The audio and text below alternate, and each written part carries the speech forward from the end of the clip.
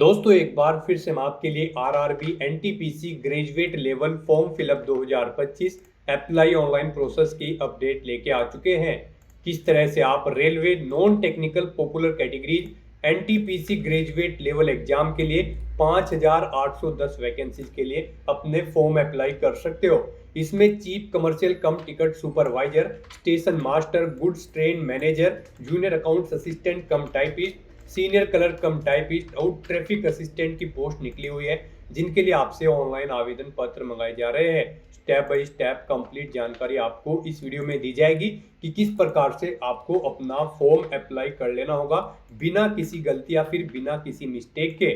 Form apply करते समय अगर आपके सामने कोई भी टेक्निकल प्रॉब्लम, कोई भी टेक्निकल डिफिकल्टी आ रही है तो उसका हल भी आपको इस वीडियो में मिल जाएगा। आवेदन करते समय आपको कोई भी ऐसी गलती या फिर मिस्टेक नहीं करनी होगी जिसकी वजह से आपका फॉर्म रिजेक्ट हो सकता है। फॉर्म रिजेक्ट होने से आप कैसे बचाओगे, किन किन कारणों से आपका फॉर्म रिजेक्ट हो सकता है, आवेदन करते समय आपको कुछ महत्वपूर्ण बातों को भी ध्यान में रखना होगा, तभी आपका फॉर्म भी सक्सेसफुली सबमिट हो पाएगा।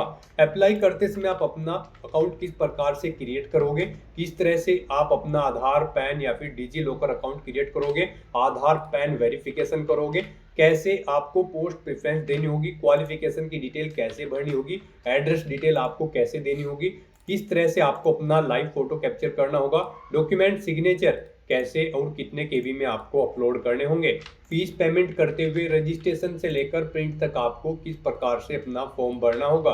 पूरी जानकारी के लिए आपको ये वीडियो शुरू से लेके एंड तक बिना स्किप किए हुए देखनी होगी। इस वीडियो को पूरा देखने पर ही आपके सभी सवाल और डाउट क्लियर होंगे। तो चलिए दोस्तों, बिना कोई वक्त गंवाए शुरू करते हैं RRB NTPC graduate level form fill up की पूरी जानकारी। फॉर्म भरने से पहले आपको सबसे पहले हमारी वेबसाइट आईएनडी सरकारी नौकरी के इस पेज पर विजिट करना होगा, जिसका लिंक आपको नीचे description plus first comment box में मिल जाएगा। और हमारे इस पेज पर विजिट करके आप यहां से आरआरबी एनटीपीसी ग्रेजुएट लेवल का फॉर्म अप्लाई कर सकते हो। Indian railway recruitment board RRB भारतीय रेलवे की ओर से non technical popular categories NTPC graduate level का नोटिफिकेशन रिलीज कर दिया है। 5810 वैकेंसी यहाँ पर निकली हुई है। इसमें चीफ कमर्शियल कम टिकट कलर के लिए 161 वैकेंसीज है, स्टेशन मास्टर के लिए 615 है। सबसे अधिक वैकेंसीज गुड्स ट्रेन मैनेजर के लिए है, जिसके लिए 3416 वैकेंसीज है। जूनियर अकाउंट्स असिस्टेंट कम टाइपिस्ट के लिए 921 वैकेंसीज है। सीनियर कलर कम टाइपिस्ट के लिए 638 है। ट्रैफिक असिस्टेंट के लिए 59 वैकेंसीज है। लास्ट डेट ऑनलाइन आवेदन करने की 20 नवंबर 2025 है। सैलरी की अगर बात की जाए तो goods train manager, junior accounts assistant कम टाइपिस्ट, सीनियर कलर कम टाइपिस्ट के लिए 29,200 है। स्टेशन मास्टर, चीफ कमर्शियल कम टिकट सुपरवाइजर के लिए 35,400 रुपये सैलरी है प्रति माह के लिए। क्वालिफिकेशन की बात की जाए तो ग्रेजुएट डिग्री, बैचलर डिग्री से आप फॉर्म अप्लाई कर पाओगे। 18 से 33 वर्ष आयु सीमा है। एप्लीकेशन फीस की अगर बात की जाए तो यूआर ओबीसी मेल कैंडिडेट के लिए 500 रुपये फीस है, इसमें 400 रिफंड कर दी जाएगी। एसएसटी पीडब्ल्यूडी और फीमेल के लिए 250 रुपये फीस है, जो कि एग्जाम के बाद टोटल रिफंड कर दी जाएगी।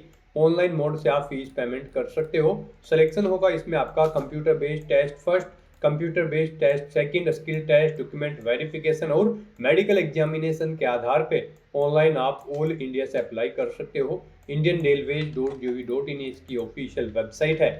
इंपोर्टेंट लिंक सेक्शन के अंतर्गत इंग्लिश नोटिफिकेशन पीडीएफ और हिंदी नोटिफिकेशन पीडीएफ, ये दो लिंक्स यहाँ पर दिए गए। लिंक्स पर क्लिक करते हुए आप इनकी पीडीएफ डाउनलोड कर सकते हो, इंग्लिश में या फिर हिंदी में भी आपको यहाँ पर ये पीडीएफ दे दी गई है। कंप्लीट डिटेल आपको दोनों लैंग्वेज में यहाँ पर प्रोवाइड करा दी गई है। तो स्टेप बाय स्टेप आप यहाँ से पूरी डिटेल चेकआउट कर ले। इसमें सबसे पहले आप यहाँ पर वैकेंसीज की जानकारी चेकआउट कर ले, वैकेंसीज की इंफॉर्मेशन, साथ ही साथ इंपोर्टेंट डेट्स की टेबल आपको दे दी गई है। कब से कब तक आपके फॉर्म भरे जाएंगे, कब तक आप अपना करेक्शन कर सकते हो, क्या पोस्ट वाइज वैकेंसीज रहेगी, सैलरी डिटेल आपकी क्या रहने वाली है, क्या एज लिमिट है, क्वालिफिकेशन की डिटेल आपकी क्या रहने वाली है, वो आप यहाँ से चेकआउट कर ले। साथ ही साथ दोस्तों यहाँ पर स्क्रॉल डाउन करते हुए आपको एज की यहाँ पर रिलैक्सेशन की इंफॉर्मेशन दे दी गई है। किस कैटेगरी को कितनी छूट दी जा रही है, जैसे कि एसएसटी के लिए 5 साल की है, ओबीसी एनसीएल के लिए 3 साल, अदर कैटेगरी के लिए भी एज रिलैक्सेशन यहाँ पर आपको प्रोवाइड करा दी गई है।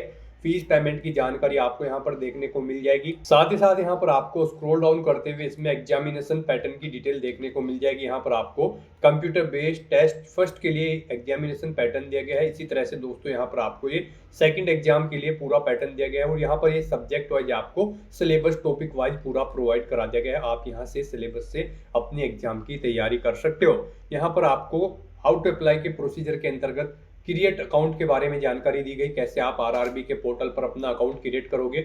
यहाँ पर आपको वेरिफिकेशन किस प्रकार से करना होगा, कुछ जनरल गाइडलाइंस दी गई है, लाइव फोटो कैप्चर करने के लिए डिटेल दे दी गई है और साथ ही साथ यहाँ पर आपको फोटोग्राफ सिग्नेचर कैसे और कितने केबी में अपलोड करने होंगे, सभी गाइडलाइंस आपको इसी पीडीएफ में यहाँ पर प्रोवाइड करा दी गई है। आरआरबी वेबसाइट की लिस्ट आपको यहाँ पर दे दी गई है और साथ ही साथ दोस्तों यहाँ पर आपको इसमें पोस्ट वाइज वैकेंसीज की जानकारी, क्वालिफिकेशन की जानकारी, सैलरी की डिटेल आपको यहाँ पर दे दी गई है। स्क्रॉल डाउन करते हुए पोस्ट वाइज देख सकते हो। उसके बाद में यहाँ पर आपको आरआरबी वाइज भी वैकेंसी यहाँ पर दे दी गई है, किस आरआरबी में किस पोस्ट के लिए किस कैटेगरी के लिए कितनी वैकेंसी यहाँ पर निकली हुई है, वो डिटेल आपको इस पीडीएफ के एंड में मिल जाएगी। तो फॉर्म अप्लाई करने से पहले आपको ये ऑफिशियल नोटिफिकेशन की पीडीएफ पूरा पढ़ना अनिवार्य है।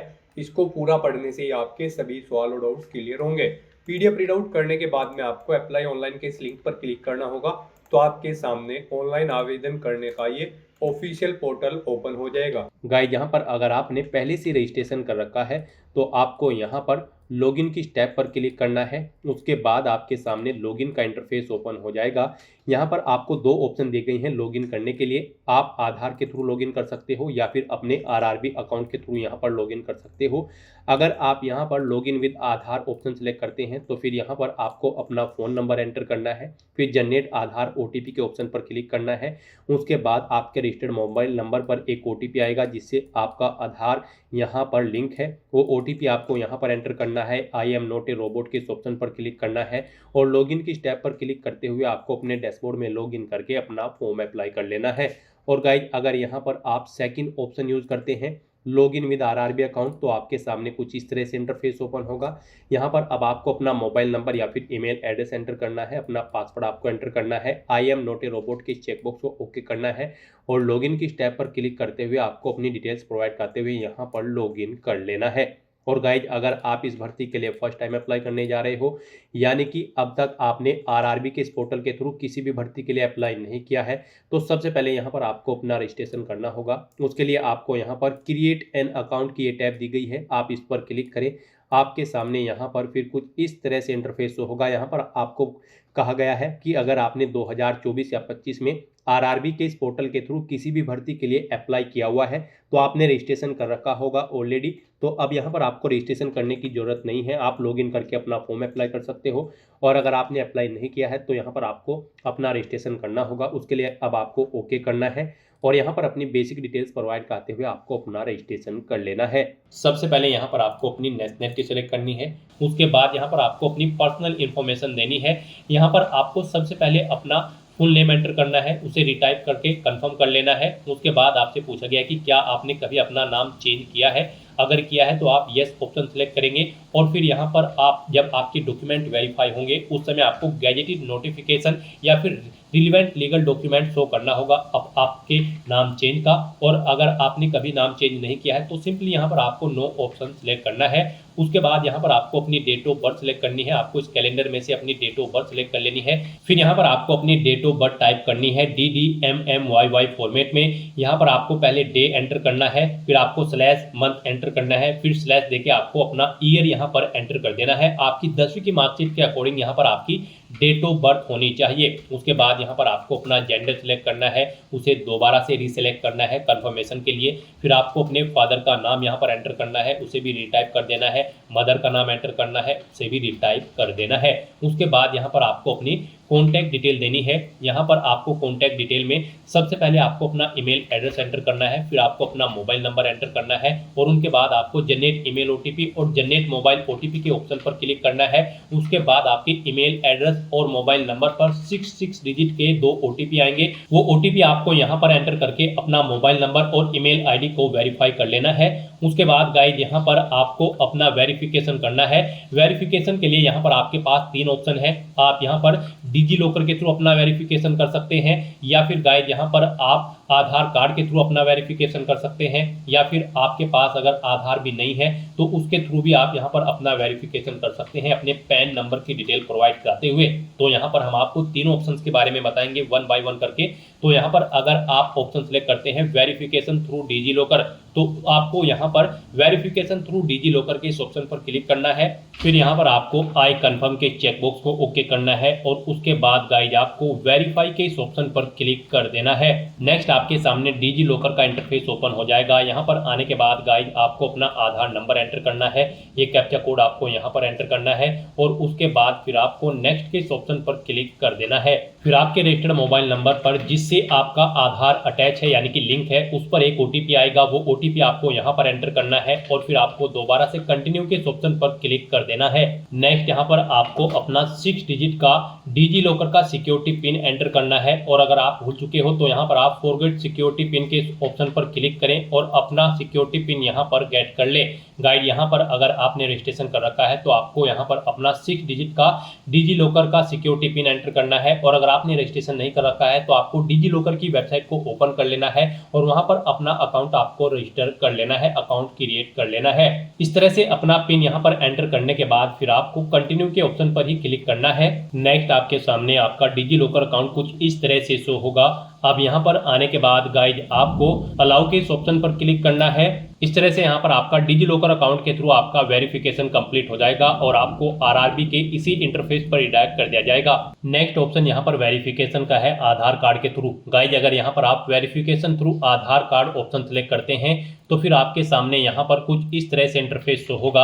यहाँ पर आने के बाद आपको अपना आधार कार्ड नंबर एंटर करना है, उसके बाद आपको जनरेट आधार ओटीपी के ऑप्शन पर क्लिक करना है।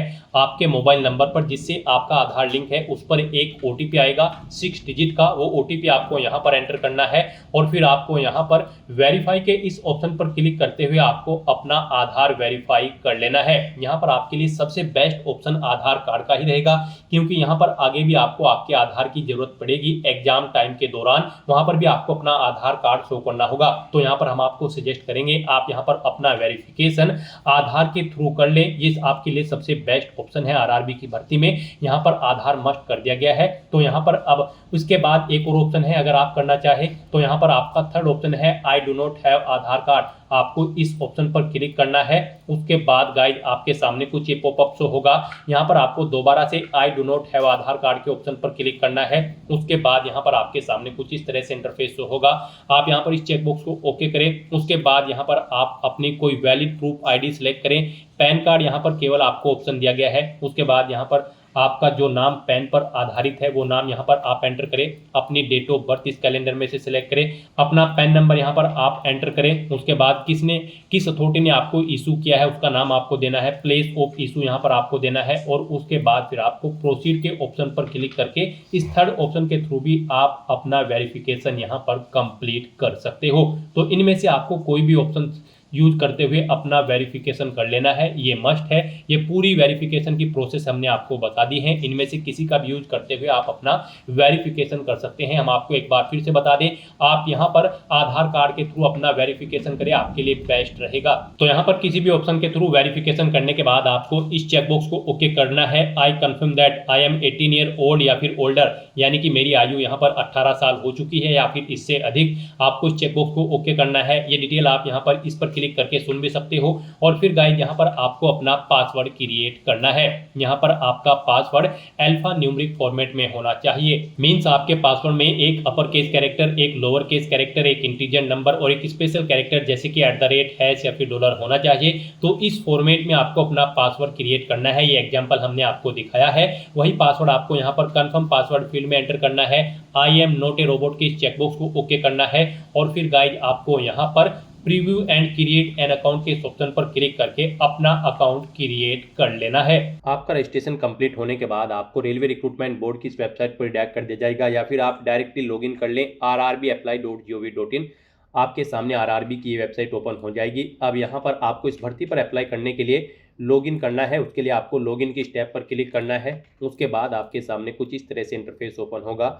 अब यहाँ पर आपके पास लॉगिन करने के लिए दो ऑप्शन हैं। आप आधार के थ्रू या फिर आरआरबी अकाउंट डिटेल प्रोवाइड करते हुए लॉगिन कर सकते हो। तो यहाँ पर आप अपनी चॉइस के अकॉर्डिंग किसी भी ऑप्शन का यूज़ करते हुए लॉगिन कर लें। यहाँ पर अगर आप login with RRB account option select करते हैं तो आपको यहाँ पर अपना मोबाइल नंबर या फिर ईमेल एड्रेस एंटर करना है, अपना पासवर्ड आपको एंटर करना है जो पासवर्ड आपने क्रिएट किया है।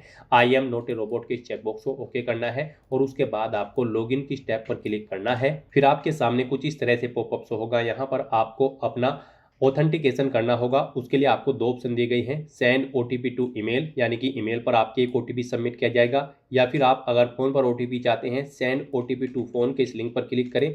तो आप इनमें से किसी भी ऑप्शन पर क्लिक करें।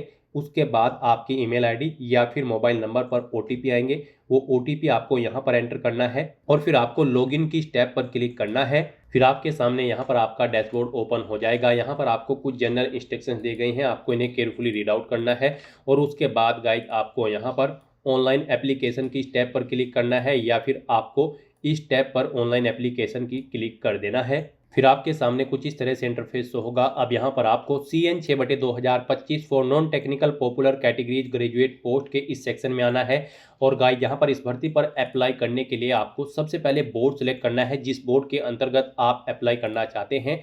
उसके बाद आपको I am not currently debarred by any RRB RRC इस चेकबॉक्स को ओके करना है। I have be confirm that I have carefully read and understood the CN, आपको इस सेकंड चेकबॉक्स को भी ओके कर देना है। और उसके बाद फिर आपको यहाँ पर नेक्स्ट के इस ऑप्शन पर क्लिक करना है। नेक्स्ट आपके सामने कुछ इस तरह से इंटरफेस होगा। अब यहाँ पर आपको अपनी पर्सनल डिटेल देनी है। यहाँ पर आपको आपकी कुछ डिटेल ऑटोमेटिकली फिल मिलेगी जो आपने रजिस्ट्रेशन टाइम पे प्रोवाइड कराई थी। गाइड यहाँ पर सबसे पहले आपको अपनी पर्सनल डिटेल देनी है, फिर कुछ अन्य डिटेल देनी है, फिर आपको अपनी क्वालिफिकेशन की डिटेल देनी है। उसके बाद आपको अपना डॉक्यूमेंट अपलोड करने हैं, फोटो और सिग्नेचर, और फिर यहाँ पर आपको अपनी जोन की प्रेफरेंस देते हुए फॉर्म का प्रीव्यू चेकआउट करते हुए इसे सबमिट कर देना है। तो इन स्टेप्स को यहाँ पर आपको 1 बाय 1 करके कंप्लीट करना है और अपना फॉर्म सबमिट करना है। तो यहाँ पर पर्सनल डिटेल में आपको सबसे पहले अपना मैरिटल स्टेटस सेलेक्ट करना है, आप मैरिड हो या फिर अनमैरिड। उसके बाद आपको अपना रिलीजन यहाँ पर सेलेक्ट करना है, फिर आपको अपनी मातृभाषा यहाँ पर सेलेक्ट कर लेनी है। उसके बाद यहाँ पर आपको एग्जामिनेशन की लैंग्वेज सेलेक्ट करनी है, आप किस लैंग्वेज में अपना एग्जाम पेपर चाहते हैं, पेपर का मीडियम आपको सेलेक्ट कर लेना है। फिर आपकी बॉडी पर कहीं कोई कट या तिल का निशान है तो उस पैलेस का नाम यहाँ पर आपको देना है।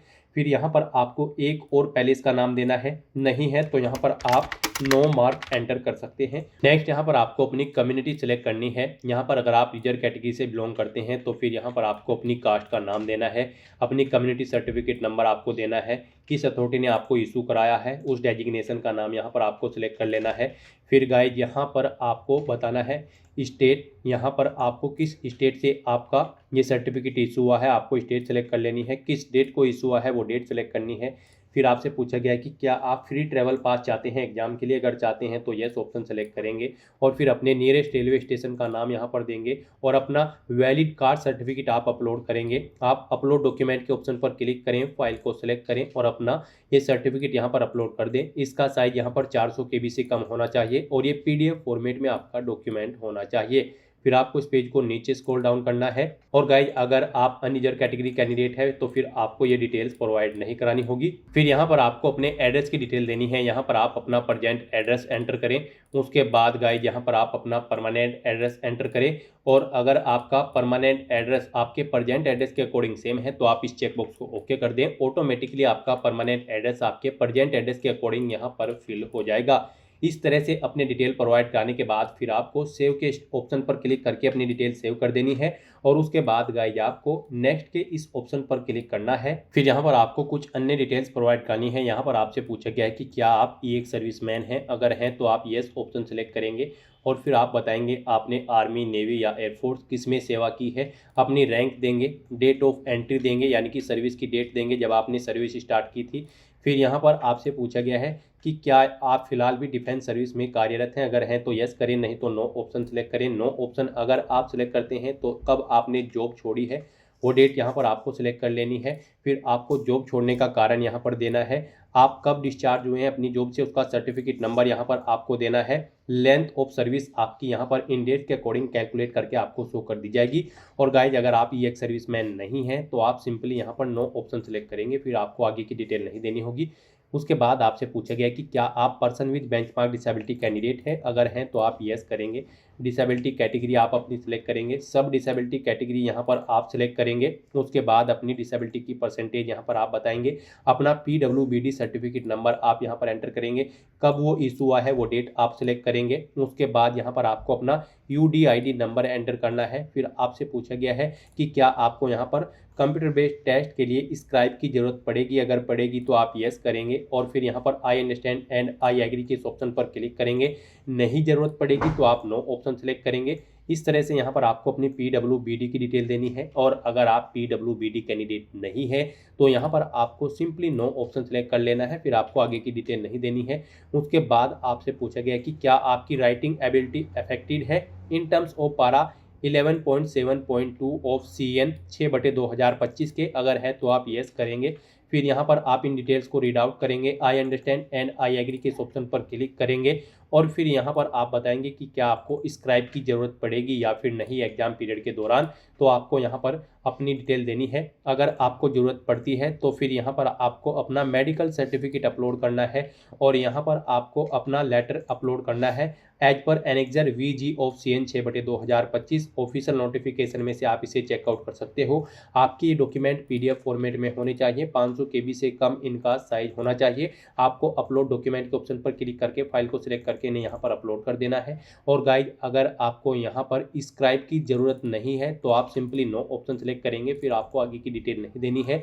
उसके बाद आपसे पूछा गया है कि क्या आप यहाँ पर इकोनॉमिकली बैकवर्ड क्लास से बिलोंग करते हैं, अगर करते हैं तो आप यस ऑप्शन सेलेक्ट करेंगे। इन डिटेल्स को रीड आउट करेंगे, I understand and I agree के इस ऑप्शन पर क्लिक करेंगे और फिर यहाँ पर आपको डॉक्यूमेंट का टाइप सेलेक्ट करना है। आप यहाँ पर अपनी EBC के लिए क्या डॉक्यूमेंट शो करेंगे, EBC सर्टिफिकेट या फिर BPL कार्ड या फिर इज्जत MST इशूड बाय रेलवे, या उसे आपको किसने इशू कराया है उस अथॉरिटी का नाम आप सेलेक्ट करेंगे, उसका सर्टिफिकेट नंबर देंगे, कब इशू हुआ है वो डेट सेलेक्ट करेंगे।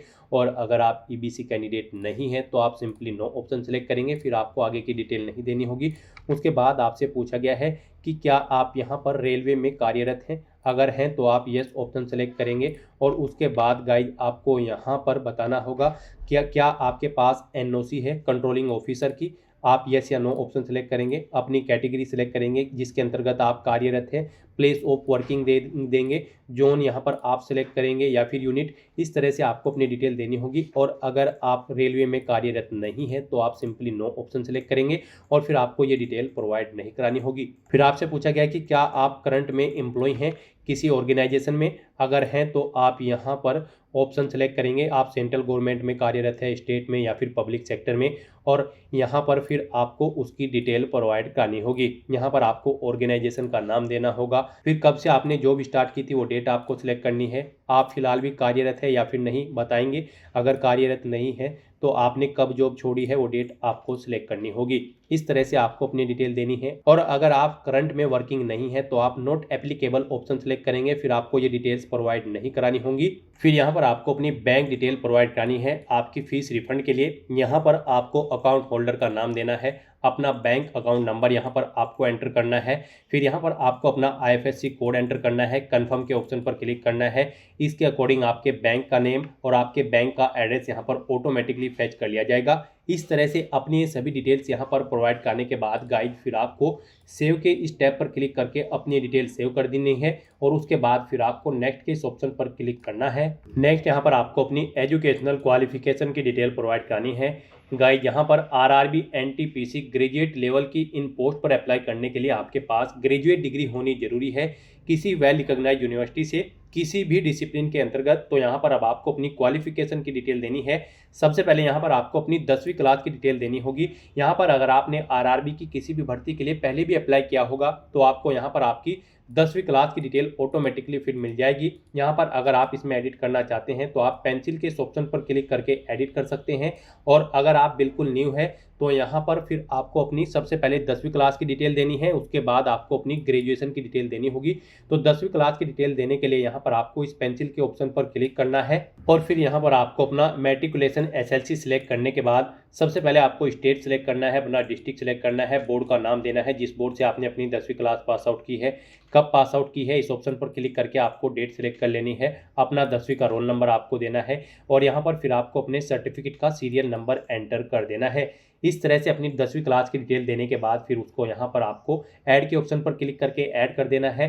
अपडेट करना है तो आप अपडेट के इस ऑप्शन पर क्लिक करके अपडेट कर सकते हैं। इस तरह से यहाँ पर आपकी 10वीं क्लास की डिटेल ऐड हो जाएगी। फिर आपको अपनी ग्रेजुएशन की डिटेल यहाँ पर प्रोवाइड करनी है। जैसा कि हम आपको ऑलरेडी बता चुके हैं, इस भर्ती में पार्टिसिपेट करने के लिए आपके पास ग्रेजुएट डिग्री होनी जरूरी है। तो यहाँ पर आप क्वालिफिकेशन में बैचलर डिग्री ऑप्शन सेलेक्ट करेंगे, फिर डिसिप्लिन सब्जेक्ट में आप दोबारा से बैचलर डिग्री ऑप्शन सेलेक्ट करेंगे। फिर आपने किस में अपनी बैचलर डिग्री की है, जैसे कि BA, BCom, BSc या फिर BTech, आप उसका नाम यहाँ पर देंगे। फिर आपको स्टेट सेलेक्ट करना है, अपना डिस्ट्रिक्ट सेलेक्ट कर लेना है, कॉलेज या यूनिवर्सिटी का नाम यहाँ पर आपको एंटर करना है, कब आपने पास आउट की है अपनी बैचलर डिग्री, वो डेट आपको इस ऑप्शन पर क्लिक करके इस कैलेंडर में से सिलेक्ट कर लेनी होगी। फिर आपसे पूछा गया कि क्या आपको हिंदी और इंग्लिश की टाइपिंग की प्रोफिशिएंसी है कंप्यूटर पर, अगर है तो आप यस करेंगे, नहीं तो नो ऑप्शन सेलेक्ट करेंगे। इस तरह से अपनी डिटेल प्रोवाइड करने के बाद फिर गाइज आपको ऐड के इस ऑप्शन पर क्लिक करके अपनी ग्रेजुएशन की डिटेल भी ऐड कर देनी है और उसके बाद फिर आपको यहाँ पर नेक्स्ट के इस ऑप्शन पर क्लिक करना है। नेक्स्ट यहाँ पर आपको अपना फोटो और सिग्नेचर अपलोड करने हैं। यहाँ पर आपको फोटो कैप्चर करने के लिए 2 ऑप्शन दिए गए हैं। आप यहाँ पर डायरेक्टली कैप्चर लाइव इमेज के ऑप्शन पर क्लिक करें, अपने वेब कैमरा के थ्रू अपना लाइव फोटो कैप्चर कर लें, या फिर आप यहाँ पर capture live image from mobile के इस ऑप्शन पर क्लिक करें। आपके सामने यहाँ पर एक QR कोड शो होगा। इस QR कोड को आप अपने मोबाइल फोन से स्कैन करें। अपने मोबाइल फोन में आपने जो भी यहाँ पर QR कोड स्कैनर इंस्टॉल किया हुआ है उसके थ्रू आप इसे स्कैन करें। उसके बाद आपके मोबाइल फोन में आपको अपना RRB का अकाउंट लॉगिन करना होगा। अपने लॉगिन की डिटेल प्रोवाइड करते हुए आपको अपने डैशबोर्ड में लॉगिन कर लेना है और फिर वहां से आपको अपना फोटो लाइव कैप्चर करना है। फोटो कैप्चर करते समय आपको अपना फेस सर्कल में प्रॉपर वे में लाना है और अपनी आंखों को 2 या 3 बार ब्लिंक करना है। उसके बाद यहाँ पर आपका लाइव फोटो कैप्चर हो जाएगा आपके मोबाइल फोन से। यहाँ पर फोटो कैप्चर करते समय आपको कुछ जनरल इंस्ट्रक्शंस दिए गए हैं, आपको इन्हें रीड आउट कर लेना है। फोटो कैप्चर करते समय आपको सफेद कपड़े नहीं पहनने हैं और जिस स्थान पर आप अपना फोटो कैप्चर करेंगे वहां पर प्रॉपर वे में लाइट होनी चाहिए और प्लेन बैकग्राउंड उस स्थान का होना चाहिए। और यहाँ पर आपको बिल्कुल सीधा कैमरे की तरफ देखना है और आपको यहाँ पर फोटो कैप्चर करते समय अपने सर पर कोई टोपी या फिर कैप नहीं पहननी है, ना आपको अपने चेहरे पर कोई मास्क लगाना है और ना ही आपको अपने आंखों पर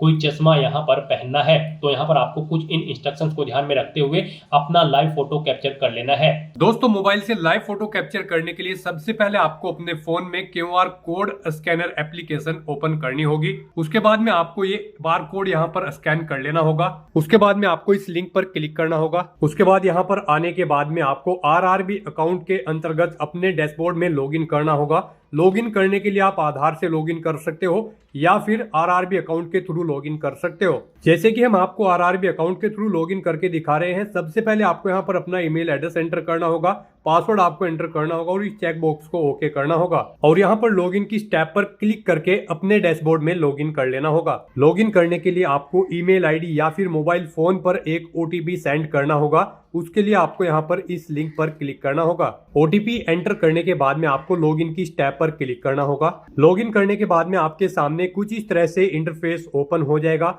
यहाँ पर आकर आपको इस पेज को स्क्रॉल डाउन करना होगा और यहाँ पर आप देख सकते हो capture live image. Live photo capture करने के लिए आपको इस टैब पर क्लिक करना होगा और अपना लाइव फोटो कैप्चर कर लेना होगा। फोटो कैप्चर करने के लिए आपको अपना फेस इस सर्कल के अंतर्गत लाना होगा और अपनी आंखों को यहाँ पर ब्लिंक करना होगा वेरिफिकेशन के लिए और उसके बाद में कैप्चर के इस टैब पर क्लिक करके अपना लाइव फोटो कैप्चर कर लेना होगा। तो इस तरह से आपका लाइव फोटो कैप्चर हो जाएगा और उसके बाद में आपको सेव की टैब पर क्लिक करके अपना लाइव फोटो जो आपने कैप्चर किया है उसको सेव कर देना होगा। उसके बाद गाइस यहाँ पर आपको अपने सिग्नेचर अपलोड करने हैं। सिग्नेचर यहाँ पर आपके JPG या फिर JPEG फॉर्मेट में होने चाहिए। सिग्नेचर की विड्थ आपकी 140 पिक्सल होनी चाहिए, हाइट 60 पिक्सल होनी चाहिए। सिग्नेचर यहाँ पर आपको एक ब्लैंक इंक पेन से व्हाइट पेपर पर करने हैं। यहाँ पर आपको एक बॉक्स क्रिएट करना है जिसकी विड्थ 140 पिक्सल होनी चाहिए और हाइट उसकी 60 पिक्सल होनी चाहिए। उसमें आपको अपने सिग्नेचर यहाँ पर करके अपलोड करने हैं।